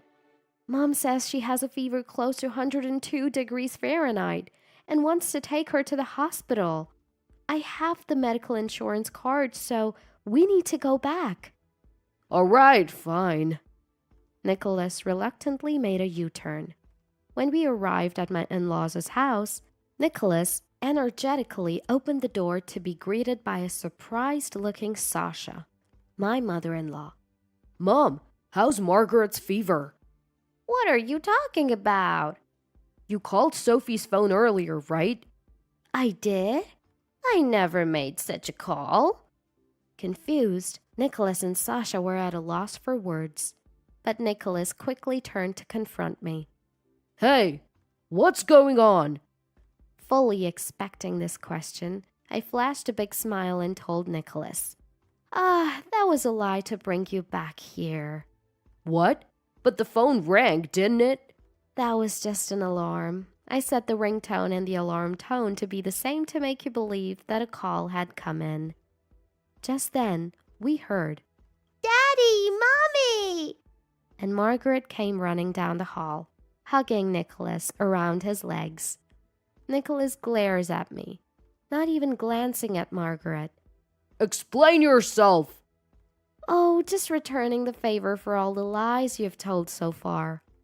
You kidding me? Are you making a fool out of me? Hearing Nicholas's angry shout, a surprised and crying Margaret hides behind me. Sasha, sensing the mood, takes Margaret's hand and says, Let's read a book upstairs, leading her to the second floor. Standing alone in the entryway, Nicholas just stares at me in silence for a moment. That's when the doorbell rings. Opening the door to our surprise, it's Nicholas's affair partner, Caroline. Caroline, what are you doing here? Nicholas seems utterly flustered. What do you mean? You invited me here to meet your friends and parents-in-law, didn't you? I did? Look, here's the message you sent me.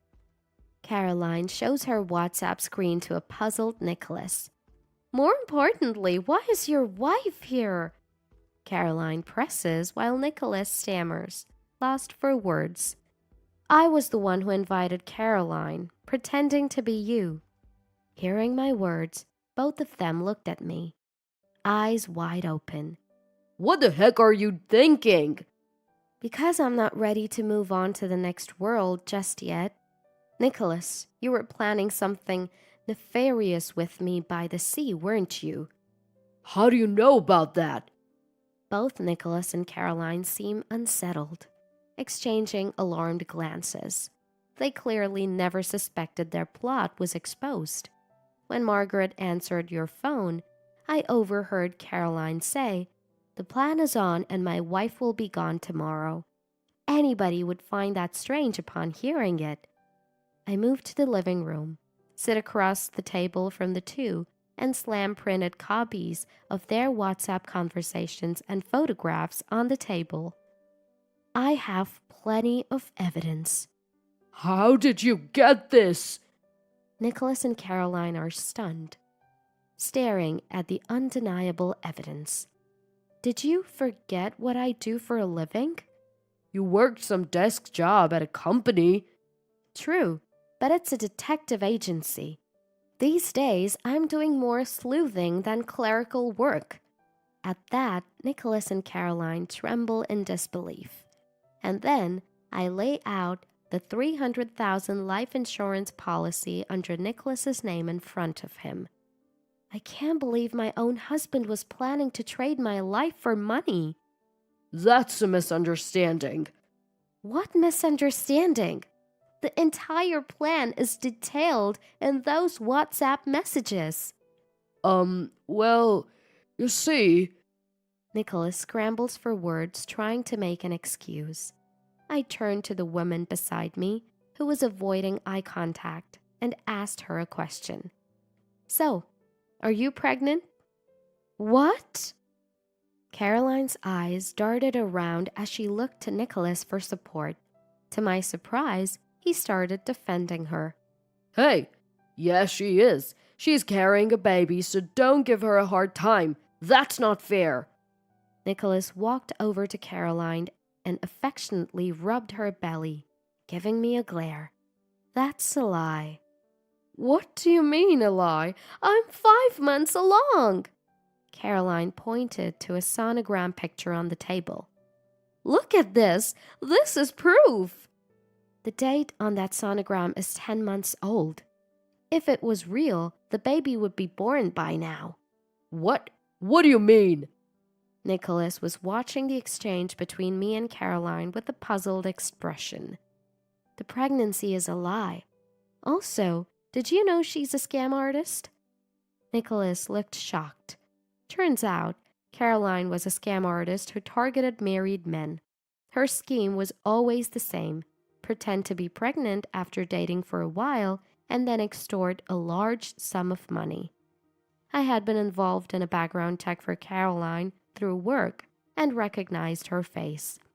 When I showed the investigative report to Nicholas, he was reading it, gasping. You're kidding me. Nick, all of this is nonsense. Don't listen to her. A panicked Caroline clung to Nicholas, but he forcefully shook her off and sighed deeply. I can trust Sophie because she's never lied to me. Compared to that, I can't believe you're not just lying, but you're also a scam artist. No, Nick, please believe me. Caroline sank to her knees, covering her face with her hands, and began to sob as if to gain sympathy. However, even Nicholas seemed to realize he could no longer trust Caroline. Out of the blue, he offered me a sincere apology. Sorry. My bad. Let's start over. I was utterly flabbergasted by Nicholas, who seemed to think an apology would fix everything. I then handed him the divorce papers I had prepared in advance.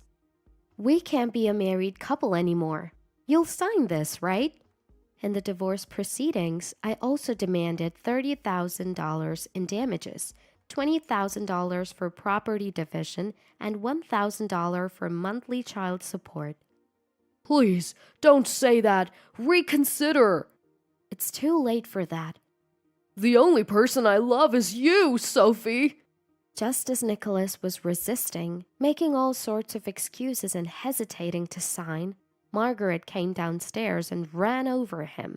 Dad, do you need help signing? Should Margaret write it for you? Margaret smiled innocently at him. Unable to resist any longer, Nicholas signed the papers without a word. Dad, I signed it well for you. Margaret, who knew nothing of the situation, beamed happily.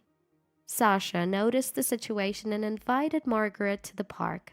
Full of energy, Margaret said, I'll be going now, and left. I'll also demand $1.5 million from you in the divorce case, I told Caroline. She lost her temper, her face turning red. Why should I have to pay? I'll also be contacting the police about you. Pay for your crime. Caroline's face turned pale and she started to tremble. I can't be caught now. She dashed out of the living room towards the entrance. However, police were already waiting outside, and Caroline was immediately arrested. Let go of me! Caroline, whose appearance was far from her shrieks, thrashed about as she was restrained by the police. Nicholas, who had followed her to the entrance, looked drained when he saw what was happening. A police officer then tapped Nicholas on the shoulder and said, "It's time to go." "No way! Why do I have to be arrested? Sophie, help me!" Nicholas resisted and struggled, but the burly police officers dragged him into the patrol car and drove off. About 15 minutes later, Sasha and Margaret returned home. Sasha had tears in her eyes and apologized to me, as if she had seen everything from a distance. Turns out, it was Sasha who called the police. When I found out about Nicholas's plan to ruin me with Caroline, I immediately confided in Sasha. Shocked, Sasha said, "If that's true, it's my responsibility as a parent to report this to the police." And she agreed to help. That's why she had been keeping an eye on us while entertaining Margaret upstairs. I guess she took Margaret to the park because she couldn't bear to let her granddaughter see her father get arrested. I said, "I'm sorry for causing such a commotion," and handed Sasha a handkerchief. The next day, I filed for divorce in court. Nicholas and Caroline ended up behind bars. Nicholas sold our home and used the money to pay alimony and child support. Sasha covered the remaining costs, saying, "It's the least I could do." The plan was to make Nicholas pay her back once he's out of jail. As for the compensation claimed in the divorce case against Caroline, I plan on having her pay in full once she has served her time. Meanwhile, Margaret and I moved back to my parents' house. Margaret is doted on by my parents, who find her incredibly adorable. I am committed to protecting my sweet Margaret and pouring all my love into her from now on. It's 10 a.m. on a Saturday. Recently, every week around this time, I start to get a headache. All thanks to her. The doorbell rings punctually, again, today. I can only watch as my husband happily goes to open the door. "I'm home!" Just kidding. We're like newlyweds, huh? "You're late! Come in!" "Hey! Tea! You're so unhelpful!" My husband, supporting the woman's shoulder, jeers at me. My precious weekend is always consumed by them. My name is Karen, a 24-year-old working housewife. I work in a general position during weekdays. My husband Mike and his childhood friend Lisa are the same age as me, 24. They grew up in the same town and reconnected at a reunion 6 months ago. It's clear from his photo albums that they grew up like siblings. What lingers between them is not romance. I can sense that from their interactions. The issue is, Lisa clearly harbors hostility towards me. The story goes back to their student days. Mike liked Lisa since they were children. However, despite his constant attempts, his feelings never bore fruit, and he met me in college. As we took the same classes and started to interact more, Mike naturally distanced himself from Lisa. Then one day, Lisa came to us with a man by her side. She looked at me smugly before saying this to Mike with upturned eyes. "We're getting married! I'm sorry, Mike, I couldn't reciprocate your feelings." Her insinuation, as if Mike had settled for me because he couldn't have Lisa, rubbed me the wrong way. However, I decided it wouldn't do any good to make a scene, so I kept quiet. Mike, by the way, can be quite clueless. Even then, that hadn't changed, and he cheerfully told Lisa, "Really? Congratulations! Actually, we're planning to get married after graduation too." Lisa, with her mouth agape, was taken aback by Mike, who didn't even show a hint of sadness. In a way, her reaction was justified. A guy who had always been fond of her suddenly started dating another woman as soon as he entered college, not even giving her a second glance. Moreover, when I declared that I was getting married, it didn't affect Mike at all. From Lisa's perspective, she probably wanted to hear words like, "I still love you," or "Please don't get married," from Mike. Even if there's no romantic feelings involved, it still hurts a woman's pride. "Huh? Don't you have anything else to say?" To Lisa's query, Mike responded without any sense of shame. Huh? Something to say? Ah, right! Karen! She's an incredible cook. I've never tasted anything as good as the meals Karen makes. And she's super kind, and she even helps me with my studies. While Lisa glared at me, her fiancé looked back with a puzzled face. I couldn't stand the atmosphere in the room, so I tried to smooth things over. Congratulations on your marriage. I'm glad you both seem so happy. I'll be going now. After saying this hurriedly, I took Mike and escaped. At that time, I thought I had handled the situation well, but to Lisa, my attitude was nothing but a declaration of victory. Ever since then, Lisa had been giving me petty nuisances. Even 2 years after graduation, every time Lisa came to our house for a visit, she started throwing passive-aggressive remarks. Lisa would only come over on Saturday afternoons when her husband was at work. Of course, Mike never showed any interest in Lisa, but Lisa, on the other hand, would deliberately bring faded love letters from their elementary school days and try to one-up me. Hey, look at this! I found a love letter from Mike when I was cleaning my room! Sometimes she would laugh insincerely, pretending to be apologetic. Mike and I have a bond stronger than being related by blood or even being a couple. Sorry if this bothers you.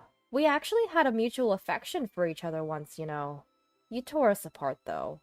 If I tried to argue with her, she would look down on me like this. But I get asked out a lot, so I was quickly snatched away by another guy. I don't care, but poor Mike, right? Oops. Did I say something wrong? Mike, without reprimanding Lisa's behavior, nostalgically empathized with her, and they would laugh together. It's fine. Karen understands us well. That was his catchphrase. Of course, I had no intention of accepting their relationship. I've protested to Mike many times. But every time, he would deflect my points like this. As a wife, you should be more relaxed. Don't you trust me? It's sad that you feel like that, being a married couple and all. In the end, it always results in a tense atmosphere and the conversation ends. I was starting to wonder if I could continue to believe in Mike. As autumn approached and the holiday season began, Lisa uttered something outrageous. Hey, let's go on a 2-day, 1-night hot spring trip to a popular fall foliage spot. Just the 3 of us. I couldn't believe my ears. A trip together? The 3 of us? But Mike, true to form, was all for it. Sounds fun! I'll make the reservation. As Mike reached for his cell phone, Lisa stopped him. No need! I figured you'd agree, so I already made the reservation. I can't wait! She had taken the initiative to book the trip on a weekend when both Mike and I were off work. Wait a minute, this is all so sudden. I hurriedly tried to stop it. Lisa, does your husband approve? And isn't it inappropriate to go on a trip with Mike, even if he is a childhood friend? In response to my cautioning, Lisa nonchalantly replied, It's okay, if Karen is there too. From her answer, I inferred that her husband was probably not pleased with the idea, and understandably so. Even though I'm around, she visits her male childhood friend's house almost every week, let alone an overnight trip. He probably wouldn't easily approve. That night, I tried to convince Mike to cancel the trip, but I was met with, It's too late now. We'd have to pay a cancellation fee. Nothing will happen. Don't worry, as usual. I was talked into it, and the day of the trip arrived. Sorry for the wait. Let's get going, Karen. Upon spotting us, Lisa rushed over with an elated expression. Strangely, during the trip, Lisa didn't try to overshadow me or make suggestive remarks, even once. On the contrary, she was overly friendly, choosing souvenirs with me, taking photos together. Even my husband seemed happy, not having to deal with my irritations. I was a bit let down, as I had assumed that Lisa would link arms with Mike and behave like a couple during the trip. It seemed like my worries were for naught. In this way, we spent the day in harmony. As we were headed to the pre-booked hot spring inn for 3, Lisa suddenly turned towards me. I'm sorry. It turns out I couldn't book the lodging properly. So Mike and I are in building 1, while you, Karen, ended up in building 2. Lisa apologized with her hands folded, and Mike, looking surprised, opened his mouth. But we're not sharing a room, right? Mike and Lisa? Then isn't that fine? He easily agreed that it was fine. Aw, Mike, you're getting your hopes up weirdly. Of course we're in separate rooms. Separate rooms. Lisa, who was loudly explaining in an almost high-pitched voice, and Mike, who was laughing without any sense of urgency. The problem wasn't about being in separate rooms, but that they had registered as a pair without explaining anything to us. It ruined the fun mood that had been there until now, and I, Karen, frowned and raised an objection. Hold on a second. Even if you guys are childhood friends, that's just too much. Can't we change the room? Then Lisa shook her head and continued to explain with a dejected face. Due to identity verification, we can't cancel it now. I promise nothing's going on with Mike, so don't worry, okay? To my stunned silence, Mike added fuel to the fire. I've been thinking about this for a while, but can't you stop being jealous of Lisa? Jealous? I'm not. I hate that about you, Karen. It's a hassle for both Lisa and me. At his words, Lisa smirked as if she was victorious. As we passed each other, Lisa whispered in my ear, I'm sorry to leave you all alone. I'm going to have a fun night with Mike, even on your behalf. They left me and strutted off to the inn. I took out my secret weapon hidden in my pocket and took a picture of their backs. I won't forgive them. I'll make them pay. The next morning, at the station where I interacted with them, Lisa was standing in shock with her eyes wide open. Why are you here? Standing in front of her was Lisa's husband. His face was filled with anger, and he was quietly glaring at his wife. Karen told me where you were. Seems like you're having a lot of fun. I stepped forward in front of Lisa's husband, deeply bowed my head. Thank you for coming all this way today. I sincerely apologize for my husband's actions this time. With fake tears, I held a handkerchief to my eyes. Upon seeing this, he urged me to raise my head. No, it's ultimately my responsibility. Lisa, my wife, is the one at fault. I will divorce her. I will definitely pay you for your troubles. Divorce? What on earth are you talking about? Lisa turned pale as her husband, his veins bulging in anger, berated her. I thought it would be okay if we all went on a trip together, including Karen. But it seems I was wrong. I can't continue with you. We're getting a divorce. Hold on a minute. There must be some mistake. Hear me out. As if to interrupt Lisa's words, I chimed in, matching the rhythm. Me too. Through this incident, I have been able to unveil my husband's true nature. I am also filing for divorce. At that moment, my husband opened his mouth wide and looked at us. What?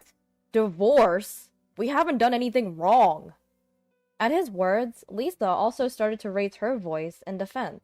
No, that's right. It's just Karen's misunderstanding. We've been separate the entire time. There's nothing going on between him and me. Lisa quickly tried to link arms with her husband. However, he immediately shook it off and slowly took out his cell phone. It's no use trying to hide it. Can you say the same thing in front of these photos and recordings? He played the recording in front of everyone. I'm sorry for leaving you alone, Karen. I'll spend a fun night with Mike, including your part. Haha. What came from the cell phone was unmistakably Lisa's voice. Lisa's voice, which I had secretly recorded when she whispered in my ear. Mike was astounded by the recording and started yelling at Lisa. Lisa, you said this to Karen? I interrupted Mike's yelling and showed a different piece of evidence. Two people walking arm in arm towards a hotel in a town under the twilight. Anyone who saw it wouldn't hesitate to think these two are having an affair. A stitch in time saves 9. From the beginning, I had not trusted Lisa and had preserved evidence in crucial scenes. Anyway, I had set a condition before this trip. That was, if Mike didn't protect me from Lisa, we would definitely get a divorce this time.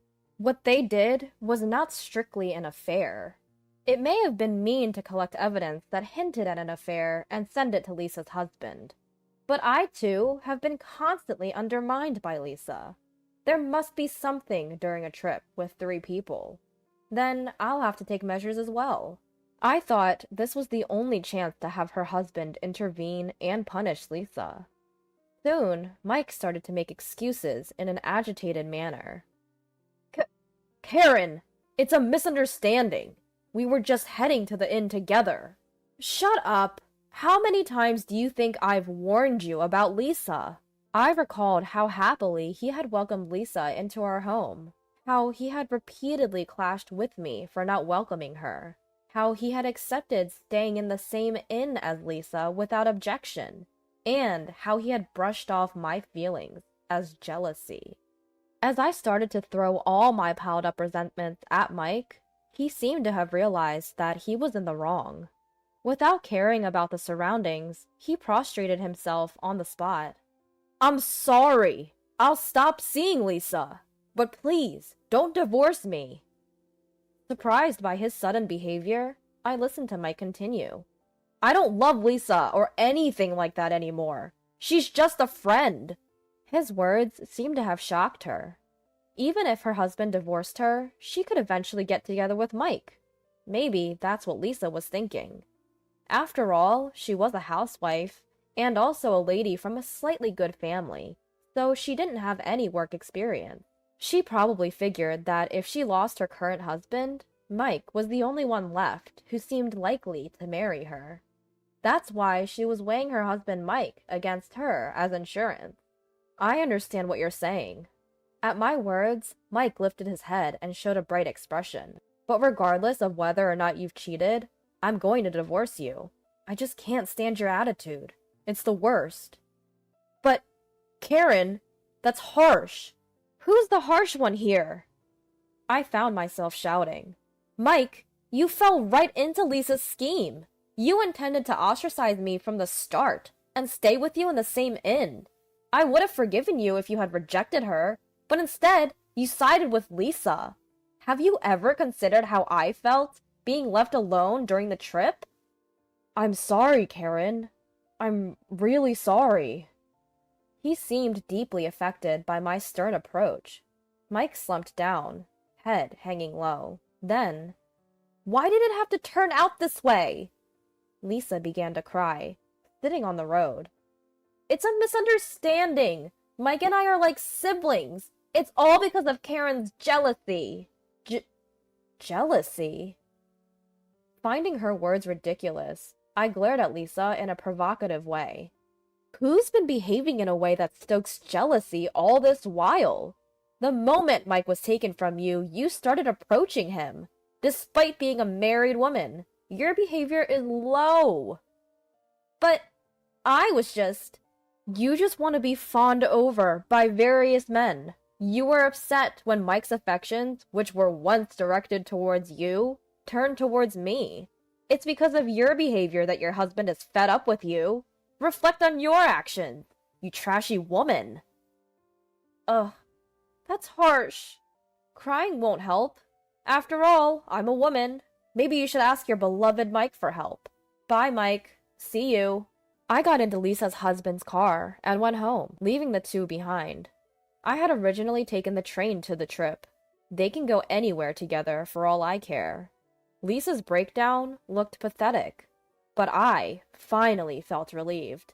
It seems that my personality is not as good as I thought. After returning home, I filled out the divorce papers, placed them on the table, and went back to my parents' house. I ignored all the incoming calls and emails from Mike. It seems that Lisa happily got divorced. I heard that Lisa and Mike were blaming each other for the divorce, and their friendship had collapsed. Since I've cut off all contact, I'm not sure what happened to them. As for me, I switched to working from home, and now I'm working comfortably without anyone bothering me. I'd rather not get married for a while, especially to a man with a childhood female friend.